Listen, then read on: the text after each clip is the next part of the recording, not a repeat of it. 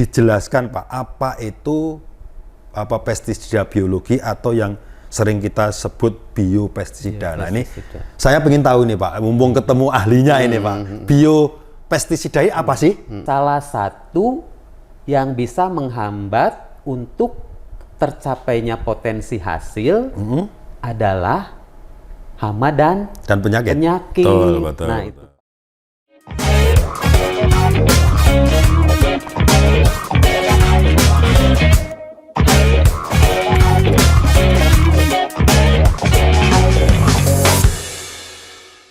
Halo sahabat Visi, apa kabar? Semoga selalu dalam keadaan sehat dan tetap semangat. Assalamualaikum warahmatullahi wabarakatuh. Jumpa lagi dengan saya Pak Kumis, tentunya dalam acara kesayangan kita P3K, Podcast Pojok Pak Kumis. Sahabat Visi, penggunaan biopestisida dalam rangkaian budidaya tanaman sudah tidak asing lagi. Bahkan merupakan sesuatu yang sangat dianjurkan. Pasalnya, pestisida yang memanfaatkan bahan aktif alami itu selain juga lebih aman, dia juga lebih ramah lingkungan. Bahkan tidak menimbulkan efek negatif bagi tanaman itu sendiri. Nah, sebagai salah satu perusahaan agrokemikal terkemuka di Indonesia, PT Multisarana Indotani bersama tim bioteknologi PT BISI juga sudah mengembangkan salah satu produk biopestisida yang berbasis jamur trichoderma. Produk tersebut diberi nama Trichoplus AP. Nah, untuk itu kita nanti akan membahasnya apa bedanya Trichoplus AP itu dibanding dengan biopestisida sejenis yang lainnya, kemudian apa saja kelebihan produk tersebut. Untuk itu telah hadir di sini bersama kita ada Bapak Hoerus Salam, SPMSC, yang lebih akrab disapa Pak Salam. Beliau ini merupakan Kepala Laboratorium Pengendalian Tanaman Departemen Bioteknologi PT BISI Internasional Tbk. Simak terus podcast ini, jangan kemana-mana, dan ikuti perbincangan saya bersama beliau berikut ini. Ya, ketemu lagi Pak. Ketemu Pak, senang sekali. Senang sekali. Gini Pak Salam. Ya. Saya mau memposisikan duduk ini susah Pak. Iya Pak, ini saya masih cari posisi ini Pak. Saya aja posisi. Kakinya bisa ini lah, Pak Salam berkelantung nanti, nggak apa-apa. Seperti santai ya Pak. Santai Pak, siap. Ini Pak, Oke. saya itu penasaran sekali dan mumpung ini ketemu Bapak, saya pengen bahas masalah pestisida. Tentunya pestisida kita tahu ada pestisida itu kimia, kemudian ada juga pestisida yang biologi, gitu, Pak. Nah, ini secara umum dulu Pak Salam, mumpung ini ketemu karena Pak Salam juga merupakan ahlinya ahli, merupakan pakarnya.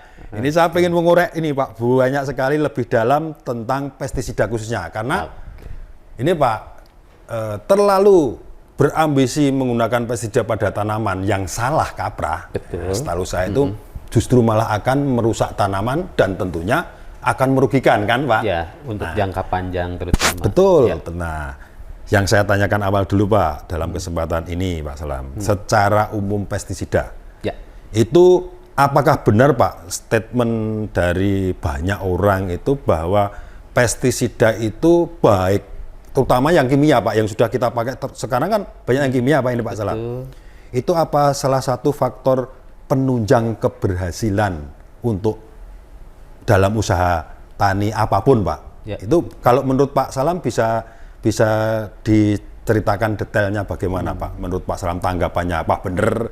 Apakah itu salah? Apakah memang harus tetap menggunakan pestisida atau bagaimana Pak Salam? Betul. Oke. Kalau gitu saya mau tanya dulu. Ya. Pestisida itu sebagai penunjang dalam budidaya, keberhasilan dalam budidaya tanaman. Betul. Keberhasilan yang dimaksud apa nih Pak? Nah, misalkan ini Maksudnya udah Produktivitas kita tinggi. gini, kita hubungkan dengan kondisi sekarang ini. Misalkan pupuk. Ya, atau pupuk dulu ya. Ini kan kelangkaan pupuk susah dan lain sebagainya. Banyak tanaman juga yang dipupuk itu tidak maksimal, biasanya 3 kali, hanya 2 kali, bahkan sekali, bahkan hanya seadanya. Nah, ini juga pestisida, Pak. Karena pestisida juga banyak juga macamnya, tentunya petani itu sebenarnya pengen menggunakan itu untuk mengoptimalkan hasil produksi. Potensi hasilnya optimal. Nah, ini menurut Bapak itu apa benar apa bagaimana, Pak? Betul. Oke, baik.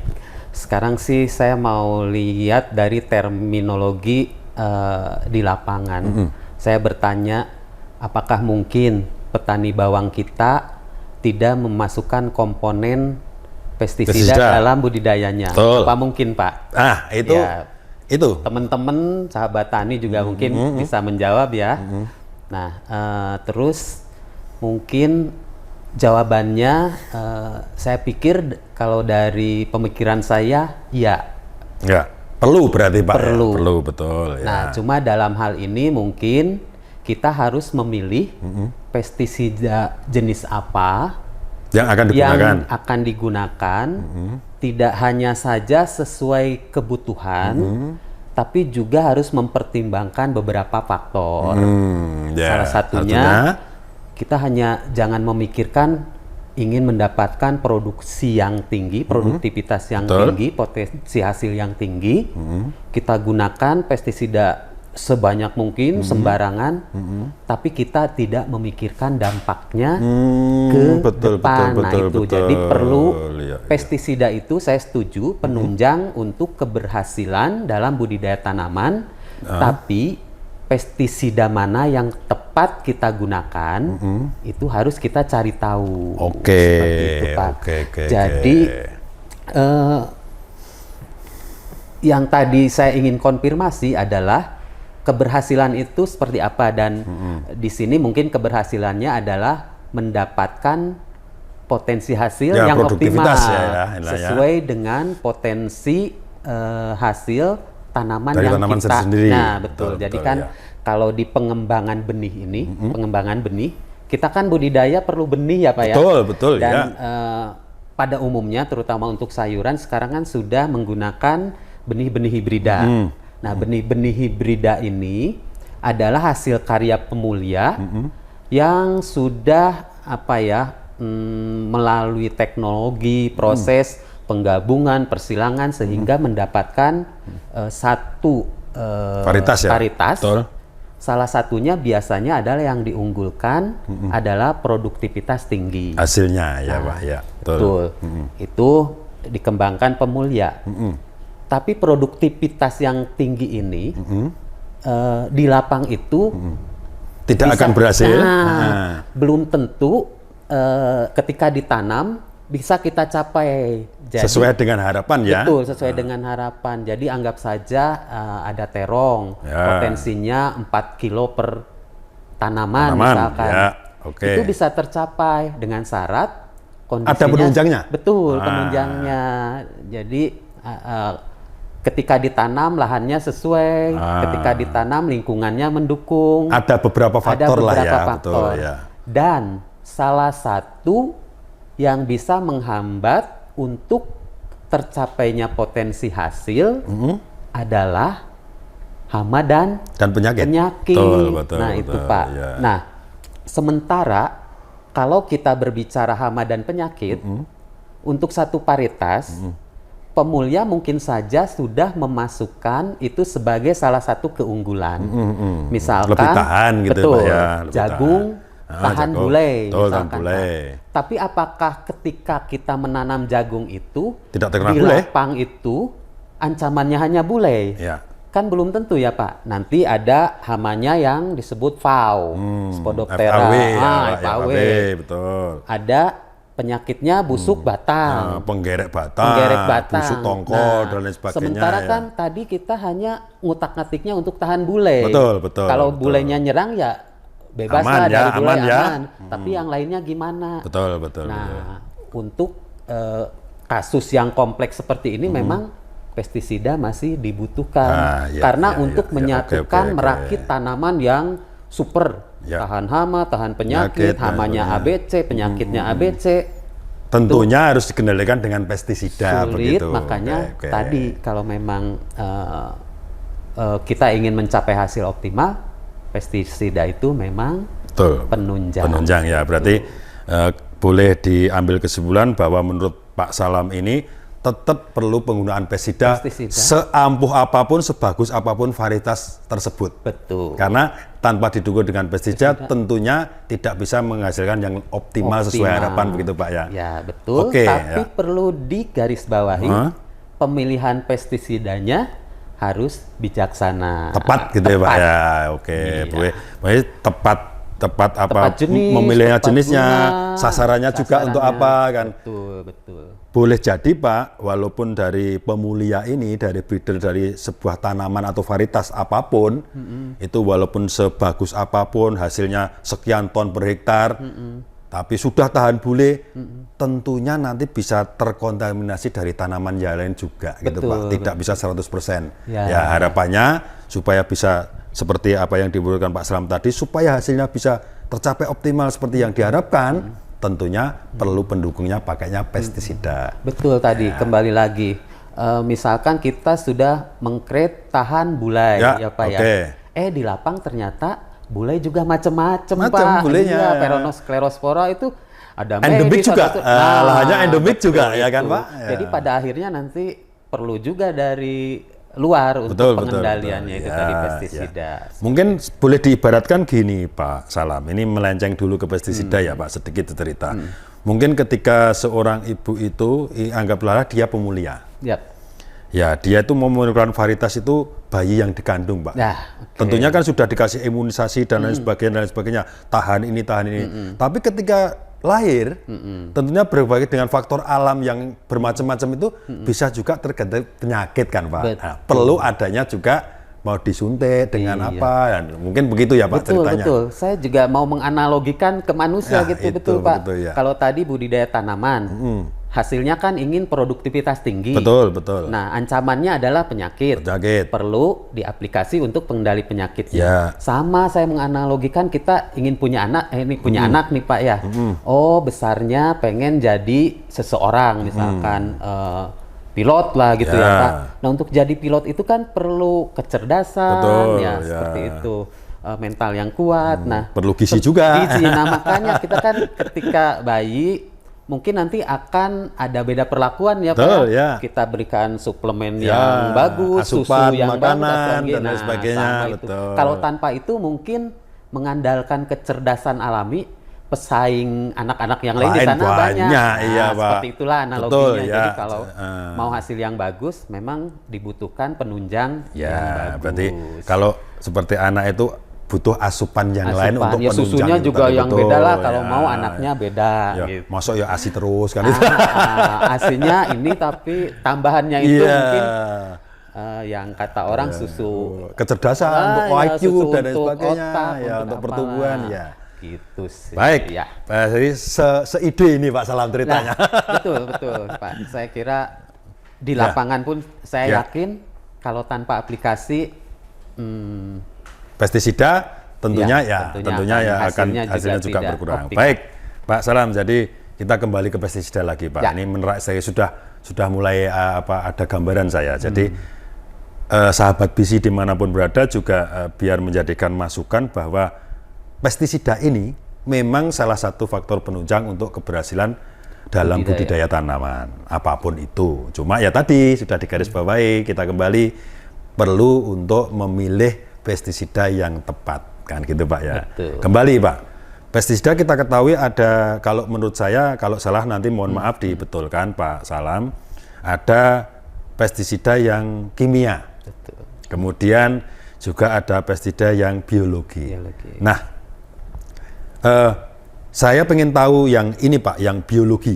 Nah, yang biologi, kalau kimia kita sudah tahu ya, kalau penggunaan dalam jangka panjang, kemudian terus-menerus digunakan, apalagi dosisnya itu juga ditambah-tambah dan sebagainya, itu bukannya memperbaiki nanti hasil tanamannya, karena struktur tanahnya kan semakin rusak Pak. Nah, ini Saya tertariknya ke yang ini Pak, bisa dijelaskan Pak, apa itu pestisida biologi atau yang sering kita sebut biopestisida. Nah ini saya ingin tahu nih Pak, mumpung ketemu ahlinya ini Pak, biopestisida ini apa sih? Nah mungkin bisa diceritakan Pak. Oke, baik.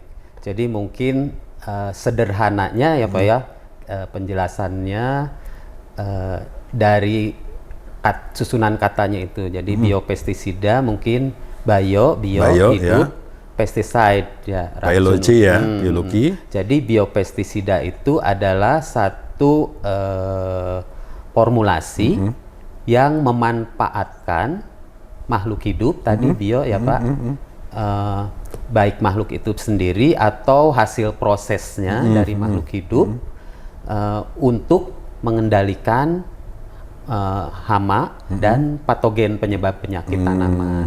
Jadi makhluk hidup apa saja yang bisa digunakan atau hasil proses dari makhluk itu hidup itu sendiri. Jadi bisa dari golongan jamur, virus, bakteri, ya, dan nematoda atau cacing kalau Contohnya biopestisida dari bakteri adalah pemanfaatan toksin atau racun dari Bacillus thuringiensis. Dari itunya ya Pak? Nah, jadi dari toksinnya senyawa yang dihasilkan, jadi bukan dari kulturnya. Jadi kita bisa mengisolasi toksinnya, memproduksi, memperbanyak, dan toksin ini bersifat racun bagi serangga, berbagai ordo, kelompok, tapi yang banyak dimanfaatkan untuk membunuh larva dari Lepidoptera. Meskipun nanti bisa buat diptera, lalat seperti itu ya Pak. Itu dari kelompok bakteri yang sudah sangat terkenal ya, BT seperti itu, Bacillus thuringiensis. Nah, dari kelompok virus juga sudah cukup banyak. Kita mengenal ada SLNPP, Spodoptera litura nucleohydrovirus, ada itu spesifik ke litura, ada SE Spodoptera exigua, biasanya diaplikasikan untuk hama di bawang seperti itu. Itu dari kelompok virus. Ada juga dari kelompok jamur, nah atau cendawan. Ini salah satunya adalah Trichoderma. Memanfaatkan dari jamur trichodermanya gitu ya Pak ya. Atau hasil proses dari makhluk hidup untuk pengendalian hama dan penyakit. Apa sih kelebihannya biopestisida itu? Biasanya dia range-nya agak spesifik, ya Pak. Spesifik itu untuk patogen, tapi bukan untuk musuh alami seperti itu. Ya, berarti lebih ramah di lingkungan ya Pak. Berarti dia itu ini kalau boleh dibilang itu memanfaatkan makhluk hidup. Betul. Untuk melawan makhluk hidup juga, kan Pak ya kan? Betul, kalau kimia kan bukan makhluk hidup ya Pak. Jadi mematikan. Kemungkinan ya Pak. Ini menurut saya kalau yang kimia, pestisida kimia itu mungkin diaplikasikan bisa mematikan hama atau penyakit. Yang mengganggu tanaman tentunya. Betul. Tapi berefek atau berimbas juga ke yang lain. Misalnya contoh ya perkembangannya agak terhambat atau lingkungannya jadi rusak dan sebagainya. Berarti kalau biopestisida ini tadi kalau menurut Pak Salam tadi kan memanfaatkan makhluk hidup yang sudah diformulasi tentunya Pak ya. Untuk melawan juga makhluk hidup, tapi tidak mematikan organisme, bukan sasaran. Bukan sasarannya, tadi khusus ya Pak. Seperti itu. Meskipun untuk kimia sekarang mungkin ada pengembangan yang spektrumnya tidak terlalu luas, tapi secara umum masih terasa dampaknya. Ya, walaupun berapa persen pun kan, tetap masih ada kan Pak. Nah, kalau dengan biopestisida ini, kelebihannya tadi spektrumnya tidak sangat luas, jadi ada yang spesifik, biasanya malah tadi SLNPP, jadi dia memang efektif khusus untuk Spodoptera litura. Ada SENPP untuk Spodoptera exigua. Nah, untuk BT sendiri nanti ada pengelompokannya, efektivitasnya dari gen cry-nya itu. Nah, gen cry-nya ini juga spesifik. Untuk Lepidoptera misalkan gen cry 1, 2, 4, 1, 2. Untuk Diptera nanti gen cry 4. Nah, gitu. Jadi agak kalau diaplikasikan tidak semua. Berarti istilahnya itu memang dituju pada sasaran ya. Betul. Misalkan gini Pak, ibarat tentara atau polisi itu dia mau nembak itu sudah ada target khusus. Target khususnya. Tidak meleset dan tidak merusak ke yang lain gitu Pak. Ya. Berarti kalau bisa saya simpulkan gini Pak Salam, biopestisida ini lebih cenderung lebih aman ya Pak, lebih digunakan untuk apa itu tadi salah satu faktor penunjang itu kan lebih aman. Betul. Istilahnya dalam jangka panjang pun itu tidak merusak yang lain kan betul Pak ya, dibanding dengan yang kimia. Berarti kalau menurut Pak Saram itu lebih disarankan apa tidak Pak petani mulai dari sekarang ini menggunakan biopestisida ini sendiri Pak? Betul. Jadi tadi betul semangatnya penggunaan biopestisida ini adalah untuk pertanian yang ramah lingkungan. Nah, satu itu. Jadi ya efektif betul. Digunakan saat ini, tapi tidak berpengaruh dalam jangka panjang. Seperti itu. Jadi kita harus berpikir tidak hanya untuk kepentingan kita sekarang, tapi anak cucu kita. Betul. Biopestisida sendiri mungkin ini kita bicara di lapang ya Pak. Betul, di lapang ya. Yang terjadi di lapangan saja Pak. Kita di lapang. Jadi biopestisida ini tadi selain kelebihannya relatif spesifik, dia mudah terdegradasi sehingga kenapa tadi efeknya tidak jangka panjang. Jadi setelah diaplikasikan, targetnya sudah kena. Dia cepat hilang seperti itu. Kemudian apa tadi Pak? Tidak merusak lingkungan tidak juga. Merusak lingkungan. Terus tadi poin Pak kumis terakhir apa? Saya jadi agak. Ya pastinya ini kan lebih aman lah ya. Lebih aman. Tidak merusak tanaman itu sendiri. Betul, bahkan beberapa bahan itu dia bisa ketika diaplikasikan jadi memperkaya bahan yang ada di tanah. Maksudnya gimana Pak?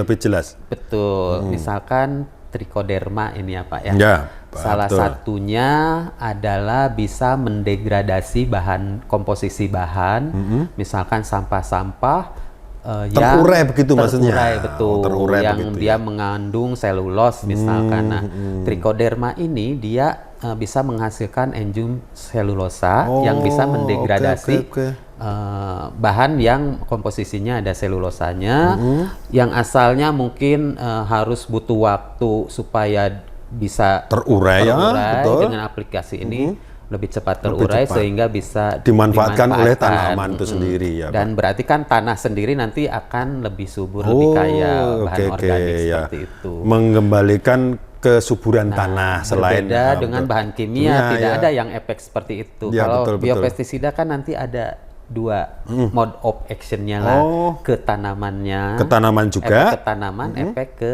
target. Targetnya yang di sasaran tadi Pak, hama atau penyakit, penyakitnya itu ya Pak ya. Oke, ini berarti sangat sangat menjanjikan atau memberikan angin bagi para petani atau sahabat bisi apapun itu tanamannya ya Pak. Dan biopestisida ini kan memang saya kira didorongnya oleh pemerintah Pak.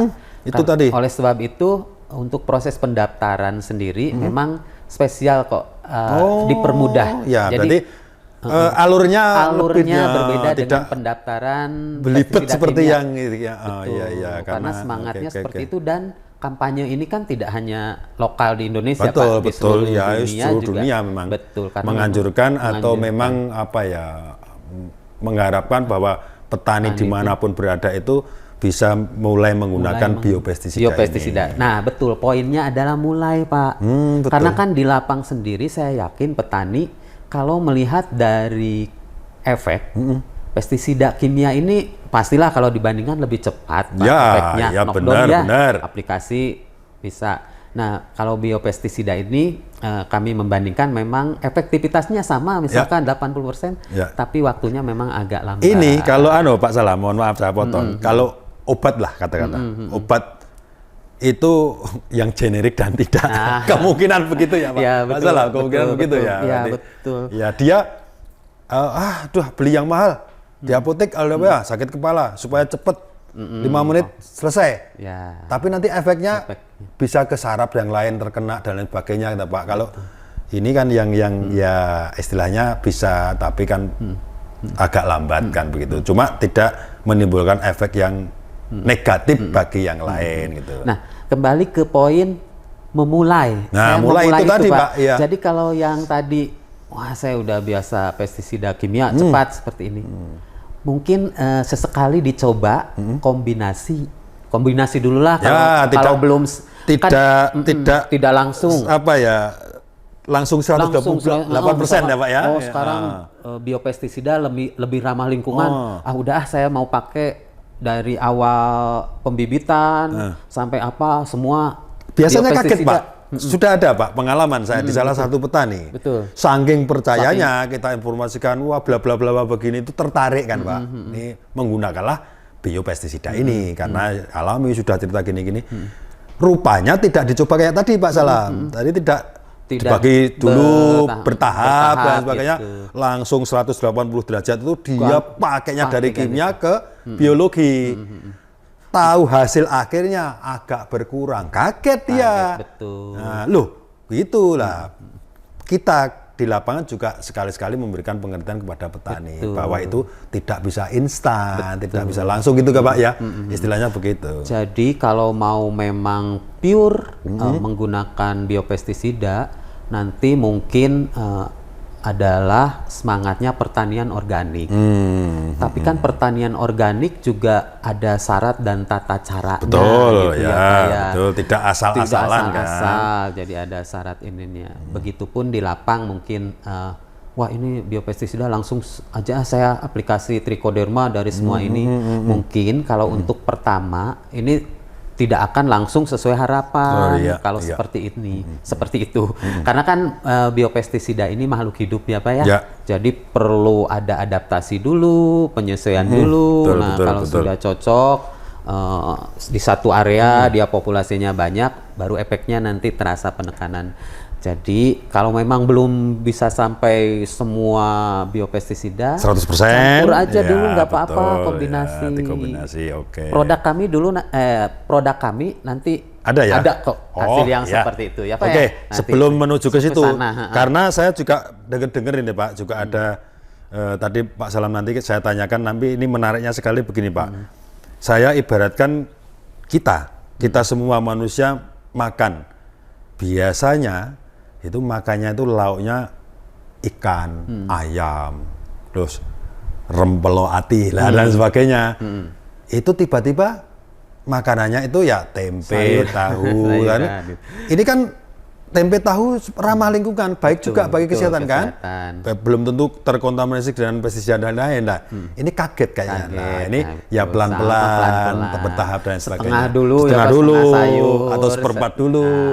Nanti baru sudah bertahap, sudah adaptasi, baru kita balik secara 100%. Baik Pak Salam, jadi tadi sehubungan dengan yang sudah saya singgung tadi, bahwa saya dengar-dengar itu PT Multi Sarana Indotani atau MSI, yaitu juga kerjasama dengan tim bioteknologi tentunya dari BC, seperti Bapak ini juga sudah mengeluarkan ini Pak ya, mengembangkan satu produk juga ya yang berbasis jamur trichoderma ini.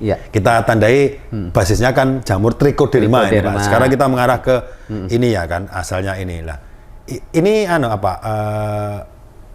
mereknya apa atau namanya apa ini Pak Salam? Kalau boleh diinformasikan ya Pak. Oke, boleh sekali Pak. Dan tolong disebarkan.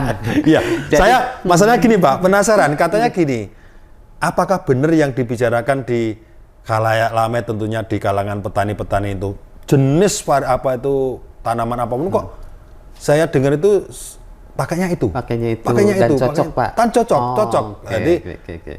ini saya pengen tahu lebih detail. Namanya apa, terus itu sudah dirilis mulai kapan dan sebagainya. Monggo Pak. Salam.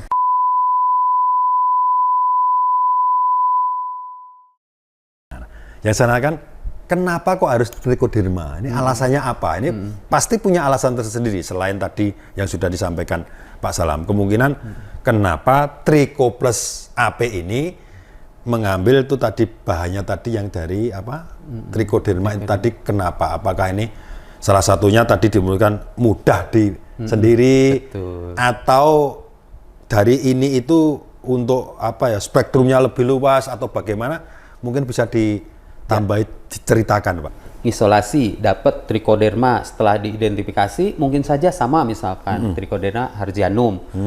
Pak Kumis misalkan isolasi sendiri. Ya bisa saja Pak Kumis menggunakan itu, tapi kami memang punya kelebihan. Jadi produk kami itu